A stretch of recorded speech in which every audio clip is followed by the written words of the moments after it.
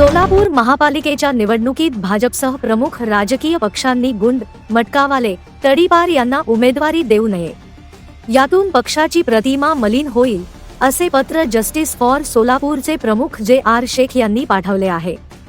सध्या काही पक्षात मटकेवाले, तडीपार, दारूधंदेवाले अवैध व्यवसाय करणाऱ्यांची संख्या खूपच आहे. भाजप, काँग्रेस हे प्रमुख पक्ष राष्ट्रीय पक्ष आहेत. प्रादेशिक पक्ष राज्याची अस्मिता राखण्याचा प्रयत्न करतात. भाजपकडे इच्छुकांची संख्या मोठी आहे. भाजपा व काँग्रेसकडे अनेक जण उमेदवारी मागत आहेत. शहरात काही मटका, जुगार व्यावसायिकांनी निवडणूक लढविण्याची इच्छा व्यक्त केली आहे.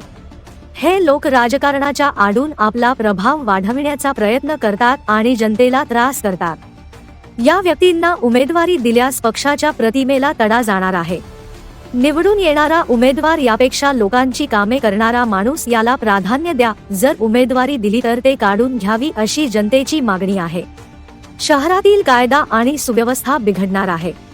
सामाजिक शिस्तीला हानी पोहोचणार आहे. त्यामुळे भाजपसह इतर पक्षांनी अवैध धंदेवाल्यांना उमेदवारी देऊ नये, अशी मागणी शेख यांनी केली आहे. ब्युरो रिपोर्ट, जम न्यूज इंडिया.